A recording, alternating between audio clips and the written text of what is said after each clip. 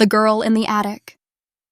The morning light filtered through the grimy attic window, casting long shadows across the cramped space that Aiko called home. Dust motes danced in the pale sunbeams, the only movement in the suffocating stillness that had become her world. She pulled the thin blanket closer around her shoulders, feeling the familiar ache in her bones from sleeping on the hard wooden floor. Downstairs, the sounds of a real family beginning their day drifted up through the floorboards, the clatter of dishes, the cheerful chatter of her cousins getting ready for school, the warm voice of her aunt calling out breakfast instructions. It was a symphony of belonging that Aiko could only listen to, never join. She pressed her ear against the floor, straining to catch fragments of conversation. Her male cousin, Daisuke, was complaining about a math test. Her female cousin, Yumi, was asking for money for a school trip. Normal problems, normal requests, normal love. The sharp rap of knuckles against the attic door made her flinch. "Aiko, get down here now!" Her aunt's voice cut through the morning air like a blade, all warmth evaporating from its tone. Aiko's stomach clenched, not from hunger, though she was always hungry, but from the familiar dread that accompanied any summons from below. She scrambled to her feet, her legs stiff from the cold, and quickly folded her blanket. The attic was so small she could barely stand upright without hitting her head on the slanted ceiling. As she descended the narrow wooden ladder that served as her only connection to the world below, the sounds and smells of family life grew stronger. The rich aroma of miso soup and grilled fish made her mouth water, even as her heart sank. She knew that feast wasn't meant for her. The kitchen was warm and bright, everything the attic wasn't. Daisuke and Yumi sat at the table in their crisp school uniforms, backpacks ready by their chairs, lunchboxes packed with care.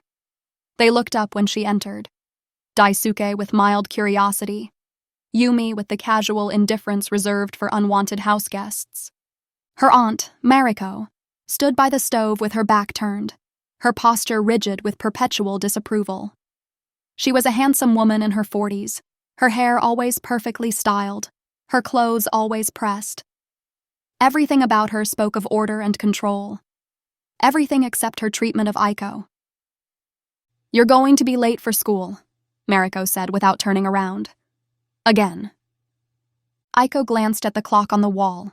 She had plenty of time, but she'd learned not to argue. "Yes, Aunt Mariko."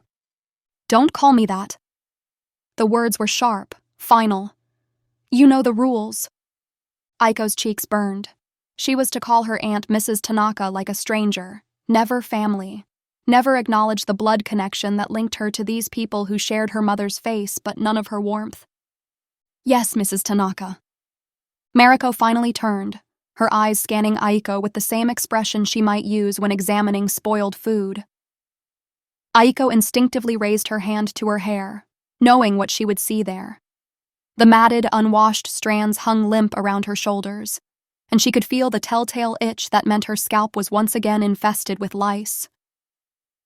"Disgusting," Mariko muttered, loud enough for everyone to hear.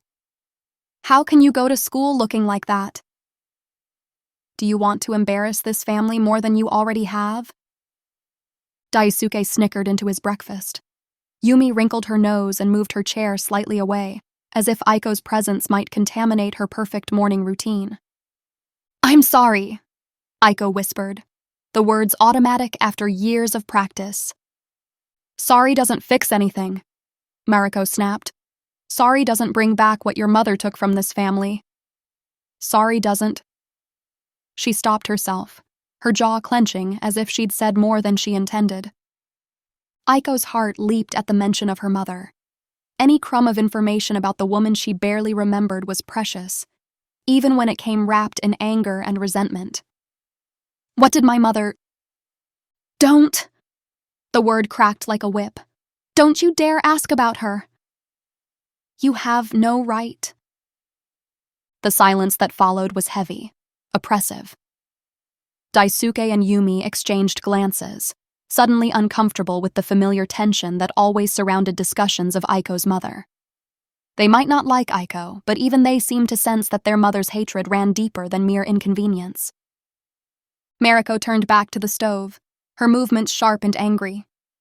"There's rice from last night in the pot. Take some and get out of my sight." And Aiko... She paused, not bothering to look back. "Come straight home after school. No detours, no wandering, do you understand?" "Yes, Mrs. Tanaka." Aiko moved quickly to the rice cooker, taking a small portion into a chipped bowl. The rice was cold and hard, having sat out all night, but it was food. She'd learned to be grateful for whatever she could get. As she turned to leave, Yumi spoke up for the first time. "You, Mom, she's going to make everyone at school think we don't take care of ourselves.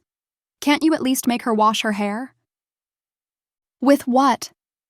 Mariko's voice dripped with false sweetness. "Should I buy special shampoo for the girl who contributes nothing to this household? Should I waste our money on someone who's already proven she's worthless?" Aiko's fingers tightened around the bowl, the ceramic edges cutting into her palms.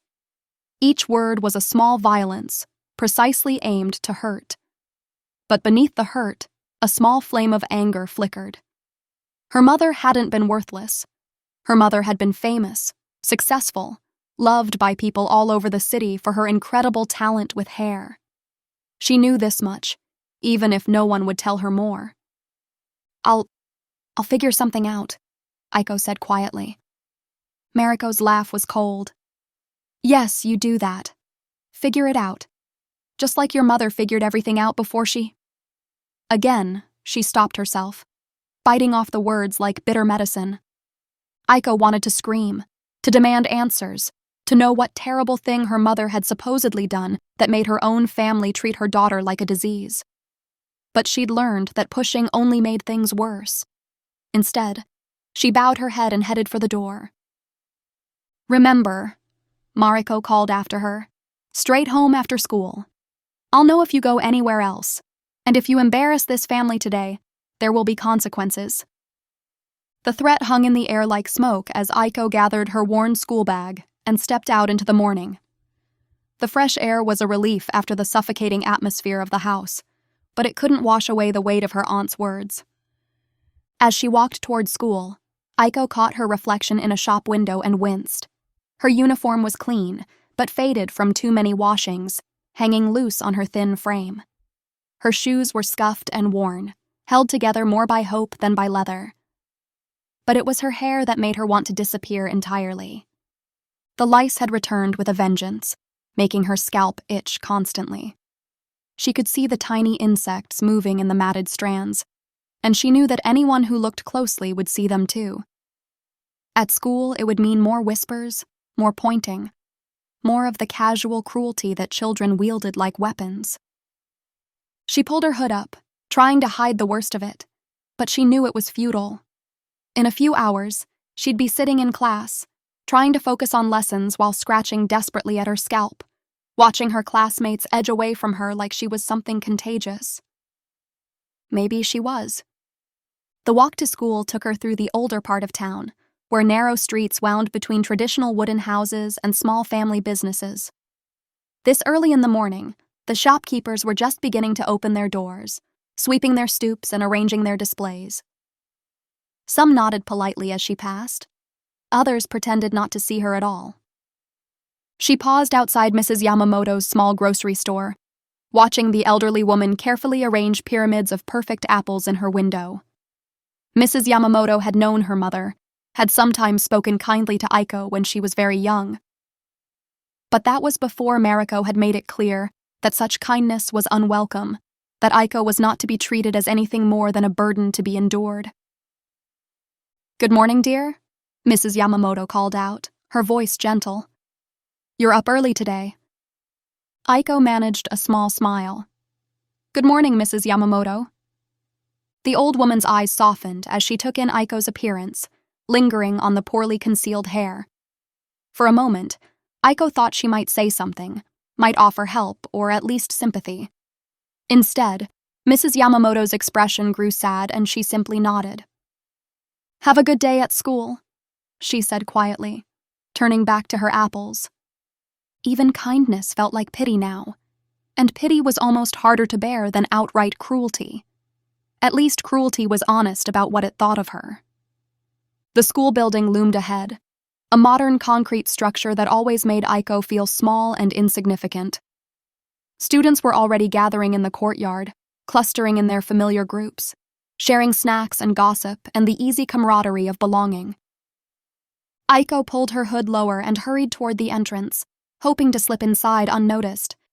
But hope was a luxury she'd learned not to indulge. "Oh, gross, look who's here," a voice called out behind her. "It's the bug girl." Aiko's steps faltered, but she didn't turn around. She knew that voice. Takeshi, a boy in her class who seemed to take particular pleasure in making her life miserable. "Hey, bug girl, I'm talking to you." This time she did turn, slowly, dreading what she would see. Takeshi stood with 3 of his friends, all of them grinning with the anticipation of entertainment. He held something in his hand, small, dark, moving. "Look what I found," he said, holding up a love bug, its wings iridescent in the morning light. "I thought you might be lonely without your little friends." The other students in the courtyard had started to notice, forming a loose circle around the confrontation. Some looked uncomfortable, but none stepped forward to help. They never did. "Please," Aiko whispered, taking a step back. "Just leave me alone." "Leave you alone?" Takeshi's voice rose in mock outrage. "But you love bugs, don't you?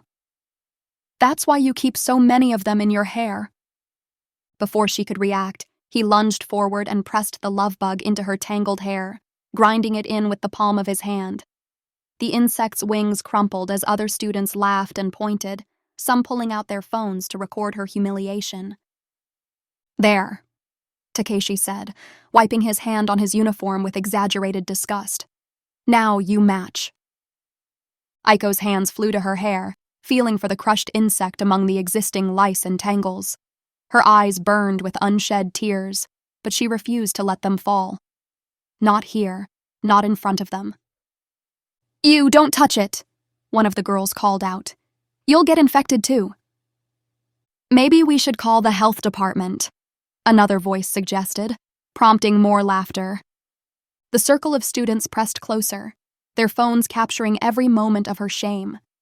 This would be online within minutes, shared and reshared until everyone in school had seen proof of her degradation. "That's enough." The voice was stern, authoritative. Mr. Sato, her homeroom teacher, pushed through the crowd with a thunderous expression. "All of you, get to class, now." The crowd dispersed reluctantly, disappointed that their entertainment had been cut short. Takeshi shot Aiko one last grin before sauntering away, his friends trailing behind him like disciples. Mr. Sato knelt down beside Aiko, his voice gentle. "Are you hurt?" She shook her head, not trusting herself to speak. Her fingers were still tangled in her hair, trying to extract the dead love bug while avoiding the live lice that scattered at her touch. "Let me help," he said, reaching toward her hair. "No!" The word burst out of her sharper than she'd intended. "I mean, please don't. I can handle it." Mr. Sato's hand dropped, his expression pained. He was a good man, she knew, one of the few adults who treated her with consistent kindness. But even he couldn't fix what was fundamentally broken about her situation. "Aiko," he said quietly. "You know I have to report this incident. And I really think we should call your guardian about getting you some help with—" "Please don't," she interrupted, panic rising in her chest. "Please, Mr. Sato. It'll only make things worse." He studied her face for a long moment, seeing more than she wanted to reveal. Finally, he nodded. "Go clean up in the bathroom," he said. "Take your time.